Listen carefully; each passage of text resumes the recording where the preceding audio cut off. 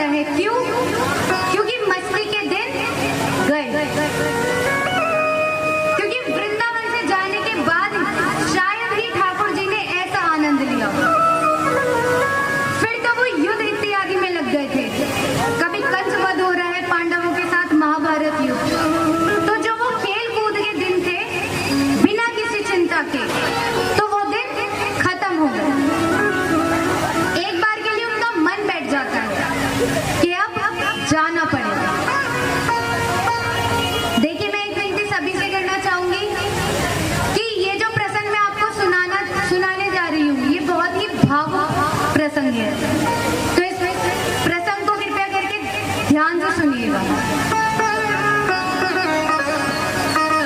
पर इसीलिए जन्म लिया है, कर्म भूमि पुकार रही है। भगवान जाते हैं। यशोदा मैया ने कहा जल्दी लौटना। तू पास नहीं रहता है ना, तो मेरा हृदय अपनी जगह छोड़ देता है। गोपियां कहती है कृष्ण जल्दी आना। भगवान कहते हैं हाँ जल्दी आऊंगा, चिंता मत करो। भगवान जाते हैं। कंस वध होता है। कंस वध के बाद वे अपने माता पिता को कारागार से वापस निकालते हैं। फिर 1 वर्ष के लिए भगवान गुरुकुल जाते हैं। गुरुकुल के बाद मथुरा आते हैं। उन्हें राज सिंहासन पर बैठाया जाता है। अब राजा बन गए वो, अब सारे काम काज संभालने हैं। लेकिन भगवान को रोज रोज वृंदावन की याद आती है।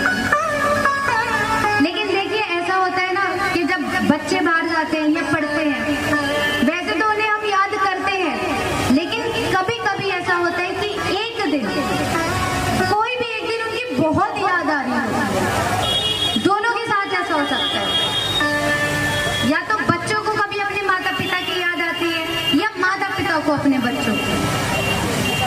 और इतनी याद आती है कि ऐसा लगता है कि बस आज दिख जाए या आज उससे मिल ले।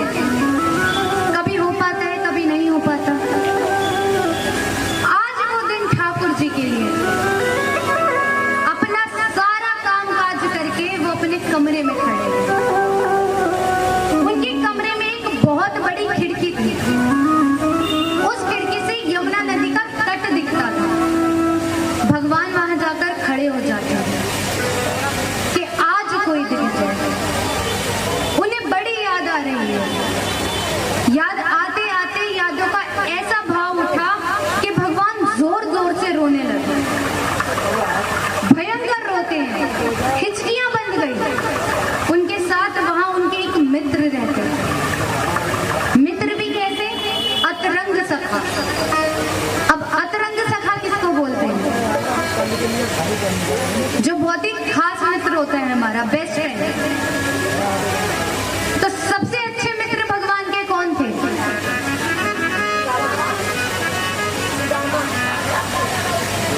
सुदामा उनके बहुत अच्छे मित्र रहे हैं। उनकी मित्रता की हम मिसालें देते हैं। लेकिन सबसे अच्छे मित्र अतरंग सखा वो थे उद्धव जी। उद्धव जी उनके अतरंग सखा थे और वो बिल्कुल भगवान जैसे थे। रूप रंग चाल ढाल भगवान जैसे दिखते थे, भगवान जैसे चलते थे, भगवान जैसे बोलते थे। महाज्ञानी, ज्ञान का भंडार है उद्धव जी। बहुत ज्ञानी थे, पर सिर्फ एक कमी थी। सिर्फ एक कौन सी कमी? कि वो ज्ञान के ऊपर किसी और को कुछ मानते ही नहीं थे। कोई घमंड नहीं, कोई रिश्ता नहीं, कोई नाता नहीं। उनके लिए ज्ञान सबसे ऊपर है। पर भगवान जानते थे ज्ञान से ऊपर भी एक वस्तु है, वो है प्रेम। प्रेम से ऊपर कुछ नहीं। उद्धव जी प्रेम नहीं समझते थे, तो भगवान को वो मौका ढूंढ रहे थे कि उनको प्रेम तत्व का ज्ञान कराया जाए। अब भगवान रोते हैं, उद्धव जी आते हैं, उन्हें हृदय से लगा लेते हैं। भगवान कहते हैं उद्धव, मुझे वृंदावन की बहुत याद आ रही है, मुझे यशोदा मैया की बहुत याद आ रही है।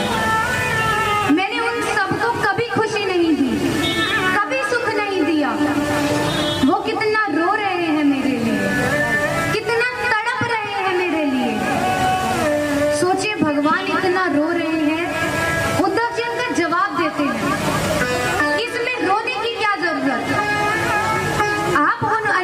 गवार ब्रजवासियों के ज्ञान से समझा सकते हैं? अनपढ़ गवार भगवान समझ गए कि ये मौका सही है।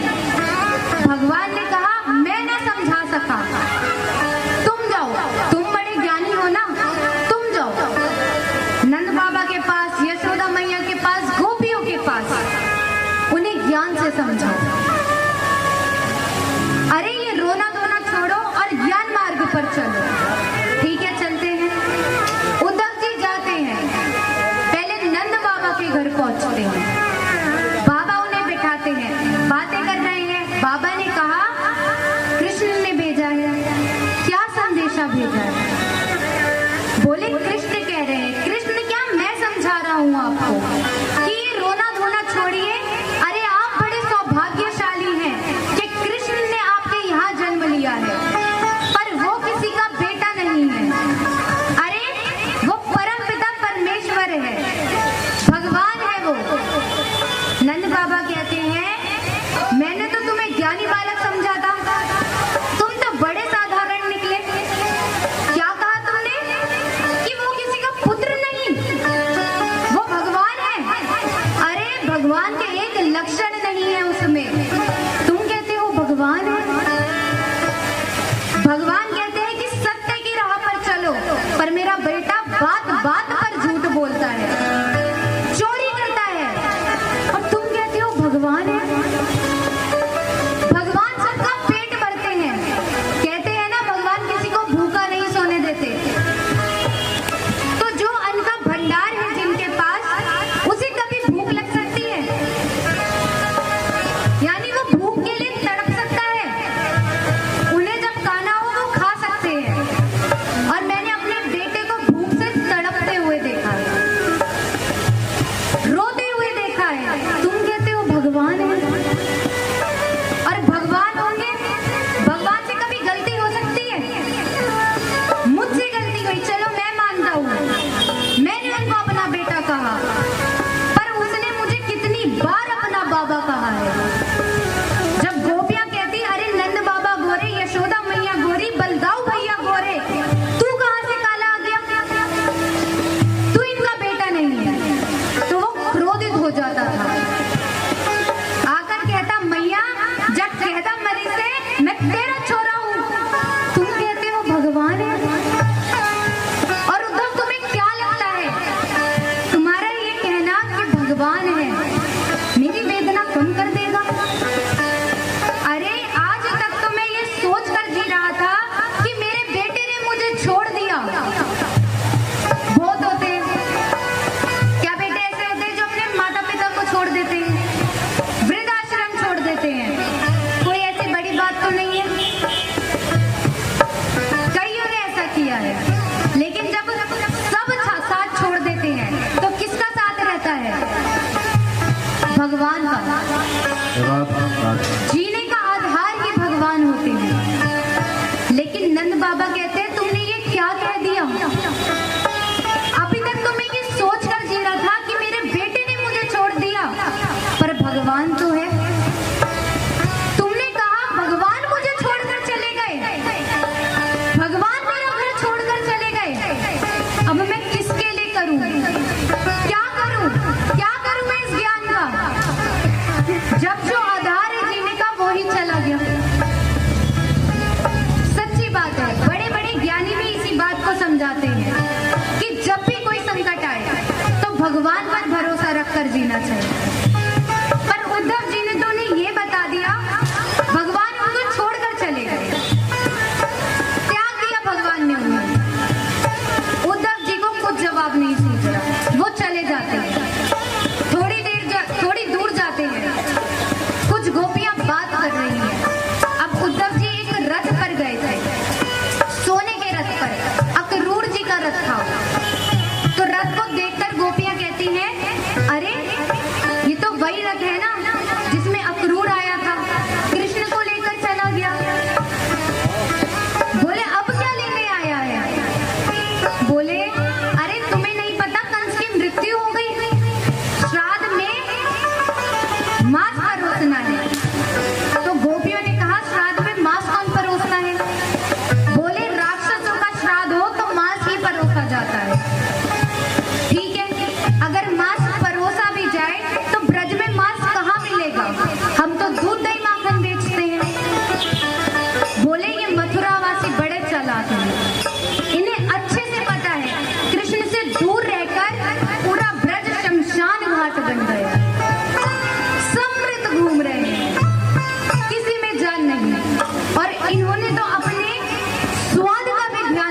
कहा जाता है जो प्रेमी होते हैं ना, उनका कलेजा बड़ा मीठा होता है, क्योंकि उसमें प्रेम होता है। दूसरी गोपी कहती है तो वो तुम्हारा कलेजा मांगे तो तुम दे दोगी? बोले क्यों नहीं? अरे मामा के श्राद्ध में भांजा भी तो होगा, सारे काम वो ही तो देख रहा होगा, वो दूर से देखकर पहचान जाएगा कि किस गोपी का हृदय है। हम उससे नहीं मिल सकती, पर वो हमारा हृदय तो देख ही लेगा। कैसे भाव है? ऐसे भाव मीराबाई के। अब मीराबाई एक पेड़ के नीचे बैठी है, भगवान को बहुत याद कर रही है। उस दिन भगवान ने आने में थोड़ी देर कर दी, तो एक पेड़ के ऊपर एक कौवा बैठा हुआ है, बहुत आवाज कर रहा है, तो आवाज भी उन्हें अच्छी नहीं लग रही और भगवान नहीं आ रहे, तो उसे तकलीफ हो रही है। तो उस तकलीफ में आकर मीराबाई कहती है कि काट कलेजा मैं धरूं रे, कागा तू ले जा। के तुझे बड़ी भूख लगी है ना, इसलिए आवाज कर रहा है, मैं अपना कलेजा निकाल कर देती हूँ खाने के लिए, जा ले जा। लेकिन इसको यहाँ नहीं खाना। कहाँ खाना है?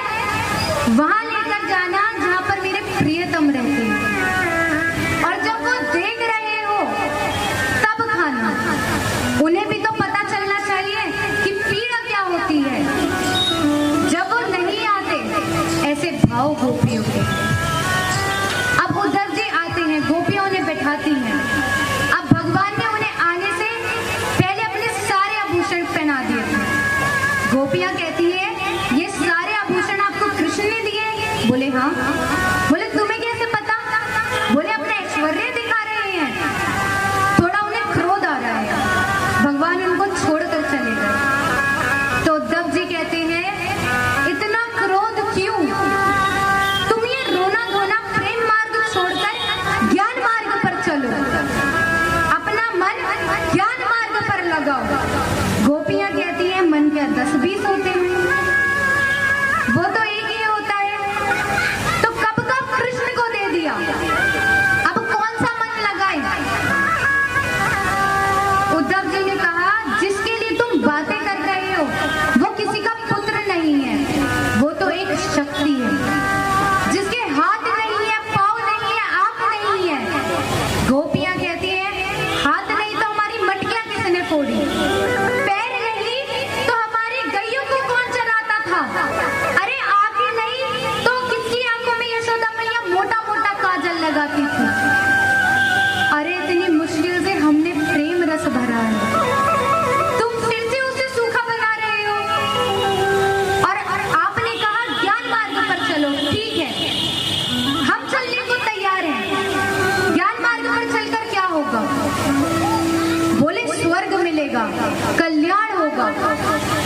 गोपियों ने कहा ऐसे स्वर्ग को हम ठोकर मारते हैं, और प्रेम मार्ग पर चलकर कृष्ण को अपनाकर नर्क मिलेगा, तो जन्मों जन्मों तक हम ये नर्क भोगने को तैयार हैं। बाकी बिहारी लाल की जय हो। उद्धव जी कहते हैं अभी तक तो बड़े क्रोध में थी कि राजा है, ऐश्वर्य दिखा रहा है, अब कह रही है उसके लिए नरक जाने को तैयार है, उसकी ही बातें कर रही है। गोपियां कहती है यही तो प्रेम है।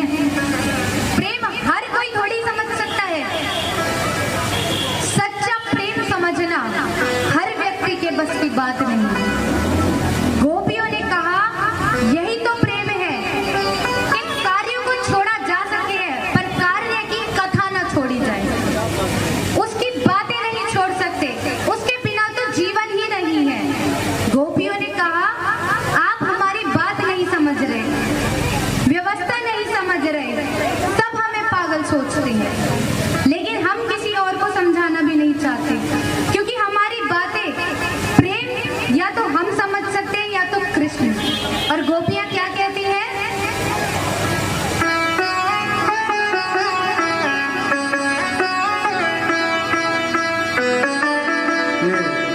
₹51 राजकुमार जी 150 नंबर जनता फ्लैट से सप्रेम भेंट करते हैं। मैं दिल की गहराइयों से राजकुमार जी का, उनके परिवार का धन्यवाद करता हूँ।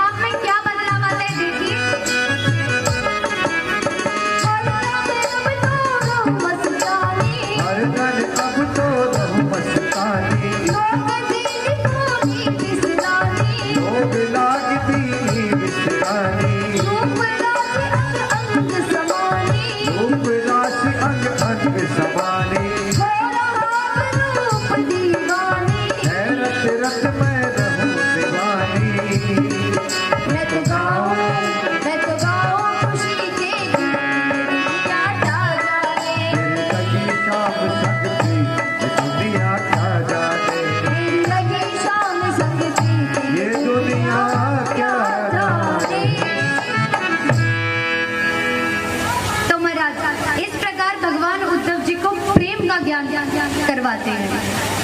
अब एक और यहाँ भगवान की छोटी सी लीला आती है। भगवान एक बार अपने घर के आंगन में बैठे, यशोदा मैया, ठाकुर जी और कुछ ग्वाल बाल, और सामने मोर मोरनियां नृत्य कर रहे थे। भगवान उनको देखकर बड़े प्रसन्न होते हैं। भगवान यशोदा मैया से कहते हैं, मैया मैं भी नाचूं? मैया कहती है जरूर। भगवान नाचने लगते हैं। यशोदा मैया कहे, कन्हैया तूने इतना अच्छा नृत्य करना कहाँ से सीखा? भगवान कहते हैं, मैया मैं सिर्फ तेरे ही सामने नाचूं, बाकियों को तो मैं नचाऊं? यशोदा मैया कहती है, इतनी बड़ी बड़ी बातें कहाँ से सीखता है? भगवान नृत्य कर कर फिर बैठ जाते हैं। मोर को देख रहे हैं, मोरनी को देख रहे हैं। अब मोर को तो भगवान जानते हैं, मोरनी को देखकर भगवान के मन में प्रश्न उठता है। भगवान ने कहा, मैया ये कौन है?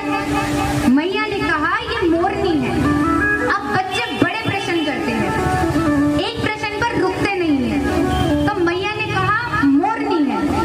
भगवान कहते हैं, मोरनी कौन है? मैया ने कहा, मोरनी मोर की पत्नी है। भगवान फिर थोड़ा सोचते हैं, थोड़ा सोच रहे हैं, तो मैया को लगा कि थोड़ा शांत हो गए तो समझ गए। भगवान थोड़ा सोचकर फिर कहते हैं, मैया मेरी बहू कहाँ है? अब मैया क्या समझाए कि तू अभी बच्चा है, बड़ा हो जाए, इतनी बातों से अच्छा है। मैया ने सोचा कि वो तेरे साथ छोरी रहे ना, वो क्या नाम है उसको? राधे। क्या नाम है उसका? आवाज नहीं आई। राधा। वो तेरी बहू है। भगवान कहते हैं, अच्छा, पर मैया मोर के साथ तो मोरनी है, मेरी बहू कहाँ है? यशोदा मैया कहती है, उसके लिए शादी करनी पड़ती है। अब भगवान कहते हैं, तब तो मैया तू मेरा ब्याह करवा दे। यशोदा मैया कहते हैं, अरे कन्हैया अभी तो बहुत छोटा है, इस उम्र में शादी नहीं हो सकती। ठाकुर जी ने तो आज जिद ही पकड़ ली कि नहीं मैया तू मेरा ब्याह करवा दे। जैसे मोर मोरनी नृत्य कर रही है, वैसे ही मुझे राधा के साथ नृत्य करना है। अभी आप किस किस को पता है कि अब कौन सा भजन होने वाला है यहाँ पर? कौन सा? Bye bye. अब देखिए, कुछ भजन ऐसे होते हैं ना कि अगर हम उनको बदल दें तो उसमें वो रस नहीं आता। तो आइए, तो ठाकुर जी क्या कहते हैं मैया से? राधिका गोरी से, विरज की छोरी से, मैया करा दे मेरो ब्याह। राधिका गौरी से, विरज की छोरी से, मैया करा दे मेरा ब्याह। उम्र तेरी छोटी है, नजर तेरी खोटी है। उम्र तेरी छोटी है, नजर तेरी खोटी है, कैसे करा दूं तेरो ब्याह? राधिका गोरी से, विरज की छोरी से, मैया करा दे मेरो ब्याह। भोजन मैं बनवाऊंगा 56 प्रकार के। राधिका गोरी से, विरज की छोरी से, मैया करा दे मेरो ब्याह। अब भी असर नहीं हो रहा। भगवान कहते हैं,